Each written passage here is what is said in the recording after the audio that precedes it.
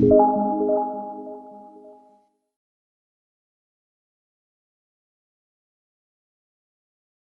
we are a federal firearm licensee here at Triple Diamond Pawn. And what's involved with getting your license? A lot. There's a lot of background checks. There's a lot of paperwork that goes into this stuff. It takes a long time to get an FFL license, and then once you get the FFL license, you have to carry a level of responsibility entirely, not only yourself, but around your business as well.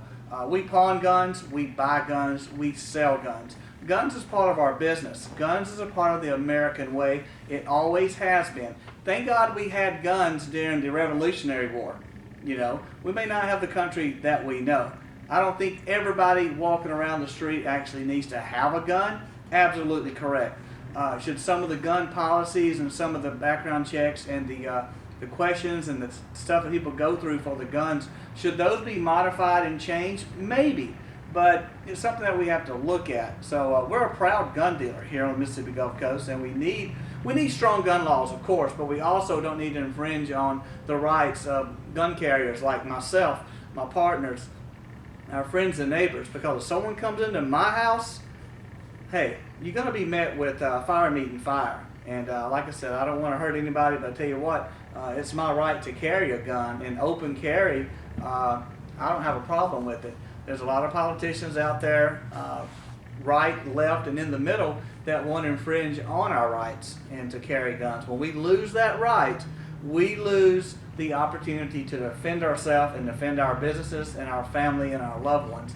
Never lose your right to carry arms, and we got to keep it strong, but keep it safe for all. And of course, I'm not for everybody going in and shooting up a place. You know, that's a mental issue. I think the laws on the mentality of some people actually have guns need to be strengthened. But we can't stop everything. But you know what? Guns is a part of the American culture, and the future of us having our guns could possibly be in jeopardy if we don't keep them strong and keep them right for the American public. So I agree with you on that, Dave, and you know, let's keep on voting the right way and keeping our gun laws strong and keeping America moving forward.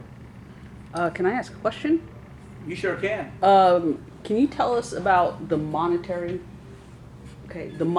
impact of you as a businessman in getting an FFL? I mean, you hear all this stuff in the news about how it's easy and everybody can do it, but that is so far from the truth. It is not easy to get an FFL license. And first, you got to be set up mentally to even carry a license like that, because, like I said before, it's a lot of responsibility, and you have less rights as an FFL carrier as a business person than someone that don't. Because if I go over across the street and get into a fight with someone at Taco Bell, for example, and I don't have my gun on me, but I get into a knockdown drag out with someone, and that individual, we go to court over it, and then maybe I'm deemed in the wrong, and I have an assault charge against me because, you know, I was defending myself at Taco Bell.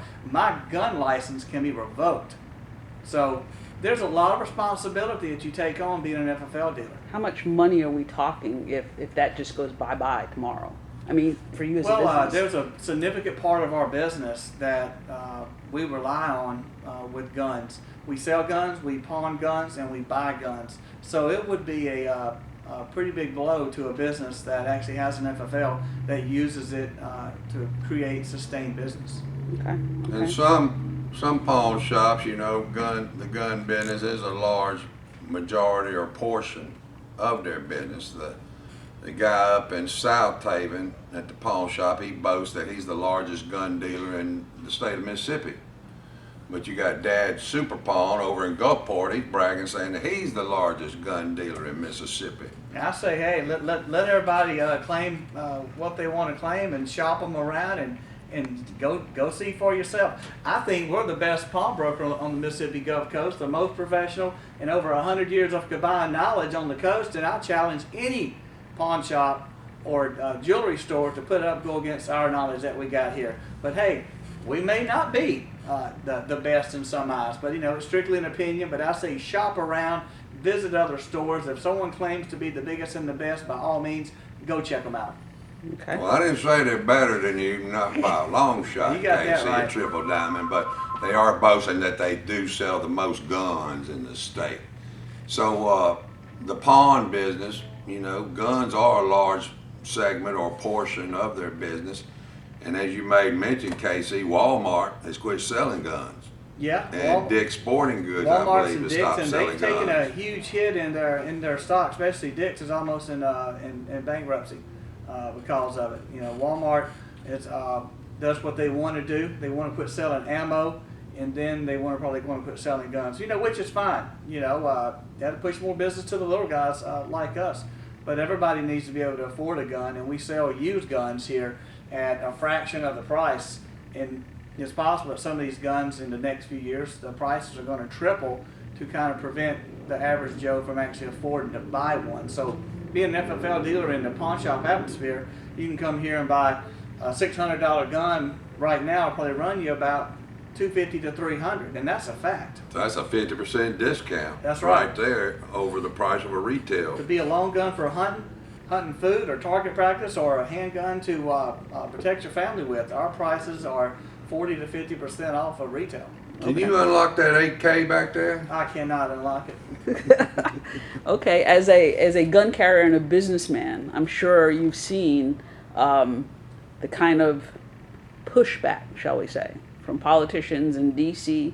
and even here in Mississippi using red flag laws. Can you speak about that as a businessman and a gun carrier here I in am a Mississippi? businessman and a gun advocate, but I'm definitely not a politician. From what I can see, they're trying to push and create a lot of laws that they don't have any business creating. Number one, they don't know what they're doing. They don't go out and research what they're saying. Just for example, on CNN the other night, they had a guy shooting an AR weapon, busting up a watermelon, and when you look at the actual film footage, it's a pump shotgun. I mean, stuff like this are the politicians are putting laws through and have no idea, no research. They don't go into the field, and if they did the research, they could craft these laws a little bit more proper. And they're just throwing stuff together and voting on it, and then we're the ones that actually suffer. And that therein is one of my main points and problems with the politicians, KC. You know, they create this fear in the public. They create this frenzy of fear in the public. And they create these scenarios which aren't true and try to promote all gun dealers as being irresponsible and selling guns to anybody that walks in off the street with some money in their hand. Do you have a copy of those questions that are asked? Is there a list of questions asked to On potential gun on the purchasers? 4473s, I do have them. And what We do some have- of the questions refer to? Is it the mental state of the customer's mind? Yeah, there's or, questions like, you know, are you an active user of any illegal drugs? Have you been committed into a psychiatric ward? I mean, of course, who is going to answer yes to any of those? We're not the background checkers. When somebody comes across the counter and purchases a gun from us, they have to fill out that 4473 in its entirety.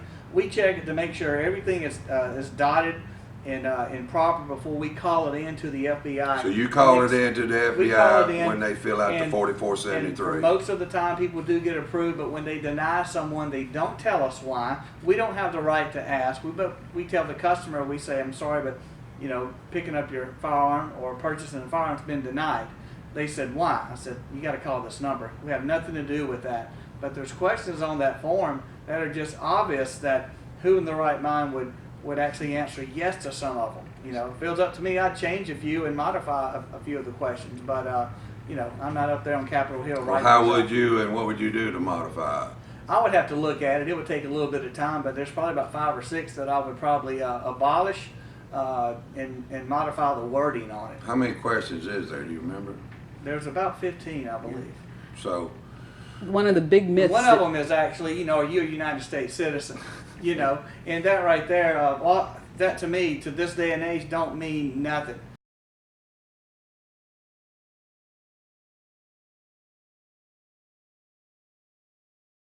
As one of the myths that you see repeatedly on the news is anybody could just walk in off the street as long as they got cold cash, whether it's in a pawn shop or a gun show. That is Okay. so far from the truth, it is disgusting. Okay. we do our due diligence on selling firearms and pawning firearms, but in the state of Mississippi, in order to buy a handgun, you have to have a valid Mississippi State ID or driver's license, long gun 18, handgun 21. Okay, and that is, doesn't matter if you got cash, doesn't matter if you got credit, those rules are, Yeah, you can only buy guns like that on the street, and Okay. the criminals is the one who has the guns. That's why if you take away the guns from the public, the only ones that are going to have the guns is going to be the criminals on the street. okay. There's also been a lot of kind of news about the AR-15, a lot of misconceptions about that. Does your business sell them, and what are your thoughts about that kind of? We do sell AR-15s, and we don't sell many, but we do pawn them. They are a legal rifle to own in the United States of America right now. Until they deem that illegal, we will continue to have them in here because they come in used, and we loan people money. Their lights get turned off and they need $600 to get their lights on. They got an AR and a couple other handguns, and we'll loan them the money to get their lights back on. And if they don't come back and pick the firearms up from us, then eventually the pawnbroker puts them out for sale, and we resell them back into the public at a discount. So the AR is a rifle, just like a shotgun, a handgun, a BB gun, or a knife or a fork. You can take these items and use them for evil if you want to. Okay. And then you look at the video games nowadays. Every cop and robber, army, victorious hero, war games that they got, all of them carrying AR-15s. Yeah. And all the kids become mesmerized by those video games, and then all of a sudden they got on them an AR-15. So, but like KC said, it's just another gun. A lot of them are conditioned through the video games. I'm not a big fan of the Bloods and Gore video games, but to me it's a video game, it's a cartoon, you're having fun, but some people choose to use that as an excuse to carry out their fantasy that they might have seen on TV or video game. I don't think video games kill people. I think people kill people. Okay. So with that being said, how are we going to weed out or ensure, if we can ever ensure, that mentally handicapped individuals, I think that's the main concern, is that mentally handicapped individuals don't obtain a gun? Well, that has to be something that the state and the federal government can work on with hospitals and psychiatric wards around the nation to help these people, not put them down and not lock them up, but help them. If they're a danger to themselves and others, then take the necessary purposes to make sure that they don't become a threat. But everybody needs help. There's a lot of sick people out there, and we can't turn a blind eye on these people. 99% of the people homeless in America and living on the street have some level of psychological issues going on. And then there's some people who just don't want to work. I get it. But we have to help these people. And I don't know how yet, but there is a lot of resources and stuff available for these people. And I think we need to help them. Definitely don't let them become a firearms holder if they definitely have these mental issues. Yeah, and that just goes back to the people are the ones that kill people. It's not the guns. People kill people. When you get in your car, if you want to kill somebody with your car, you can go out there and do it today, but. And we're not outlawing cars. We're not outlawing cars, and we're here to educate you people and inform you of the current gun situation and where's guns heading in the future. Right now, the Democrats out of their way in Washington, they're going to limit the guns and take away certain guns out of circulation. And this country is founded on the Second Amendment, which has been stated time and time again. And you got all your gun-friendly politicians toting guns. So I'm just bringing you right to the source, right to the gun dealer, let you hear their words and the business they're in and the confrontations they're facing in the present environment today. When they confiscated the guns in Germany during World War II, look how well that worked out for them. Didn't work out very well, did it, Casey? Not at all. One of the arguments that you see in the news most often is that the Second Amendment was based on muskets and single ball firearms. and now we have technology Automatic weapons. and automatic weapons. Let me kind of back up a little bit. If I come in, you're regular Mississippians, can I buy an automatic weapon? Absolutely not, unless that FFL dealer has a particular class of permit in order to sell you that. And there's a few of them around, but they're very expensive, and we don't have that class, and we don't sell automatic weapons. Okay. Could you And explain the average person can't go in and buy an automatic weapon from a class dealer. Okay. in the bump stocks, they were used to kind of make the weapon an automatic weapon or a machine gun kind of. And bump stocks have been outlawed, is that correct? Yeah, they finally got rid of the bump stocks because they bumped it a little too fast when they did what they were doing and killed a lot of people. Now, the only way you're going to make that gun shoot as fast as it was before without the bump stock, you're going to pull that trigger a little faster with your finger. So I don't know if outlawing the bump stock was the smartest thing to do, but it's done, and I never had one. But you know what, with the bump stock, that's just another indication of your liberties being taken away from you. Even though it was a bump stock, and to use to make the rifles automatic Someone had or to take the semi-automatic. fall. Someone had to take the fall, and the bump stock took the fall for that. But therein, one of your liberties is actually taken away from you. That Now, is granted, correct. it's not seen as a liberty per se, I guess, but to me, it is a liberty, because any kind of prohibition is going to create the black market and create the mafia. And when you make it illegal, you create the mafia automatically. And like I told you earlier, if you outlaw guns, only the criminals are going to have guns. You got that right. One of the other things, and since you're a dealer and you also carry, you hear a lot of kind of people talk about people that gun owners are like these cowboys that just shoot up in the air and do kind of crazy stuff. In your experience, personal and business wise, do you see that within the gun community a lot, or gun owners kind of like these mellow, don't mess with me, I won't mess with you type people? I mean, what is your perspective? Most of the gun owners that I mean, all my friends are gun owners. My families are gun owners, and no one's ever done no cowboy hoop shoot 'em up stuff. And when gun owners come in here, sometimes they wear their weapon on their side. That's fine. No one's never misbehaved. Never seen no craziness, and it carries a level of responsibility too for that gun owner, because if I have my gun on me and I go into a store or something and it's concealed, I know I have my gun, and I'm going to be a little more cautious, and a little more well behaved, I guess, and especially don't go drinking and hanging out and having a good time with your gun owner. So with your gun, so having your weapon on you, you carry a different level of responsibility, and most people who do that are extremely responsible and well mannered and professional.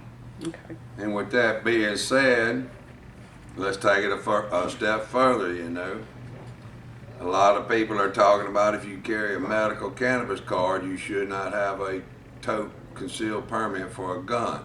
Now, me as governor, I have no problem with you owning a gun and a cannabis permit and drinking a beer.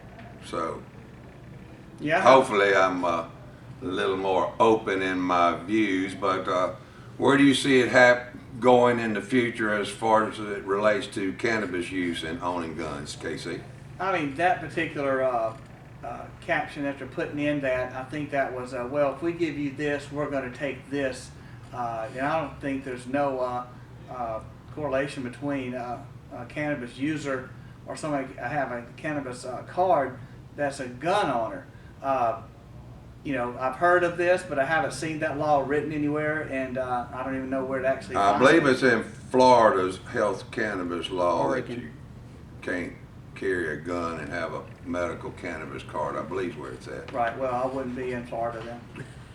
So, I mean, one thing is, Governor, for me, Governor, you got to realize I don't have no problem with gun permits, no problem with legalizing cannabis, and no problem with people smoking cannabis and having a sidearm on the side of their leg, I don't own a gun, that's just my personal preference. But at the same time, I don't have any problem with anybody else owning a gun. Guns to me are like automobiles. It depends on the driver and it depends on the person having the gun. Absolutely.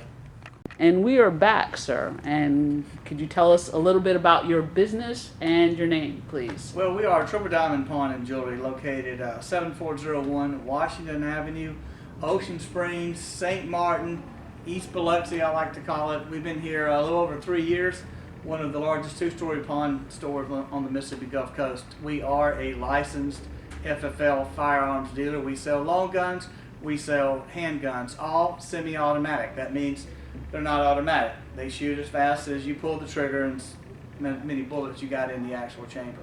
Okay, sir. If I were to bring a newbie into your store and they know nothing about handguns and whatever, what would be your first recommendation, gun-wise or education-wise? Well, if they're looking to purchase a gun, first I'd like to ask, what do you want the firearm for? Do you want to go hunting or do you want it for protection? And we go from there. Handgun is great for the home for protection, but also a Mossberg 12 gauge riot shotgun pump is also a great home protection. One's a couple $100 and one's $300 or $400. Okay. All right.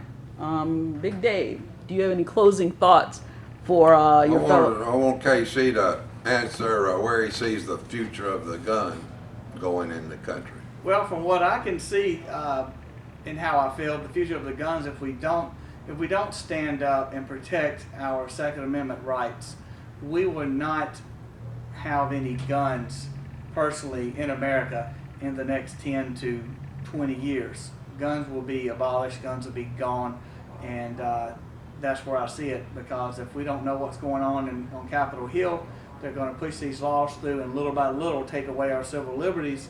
And before you know it, we're not going to be able to have this gun or these bullets, and then it's going to trickle down, trickle down, and trickle down. And we're not going to have any firearms.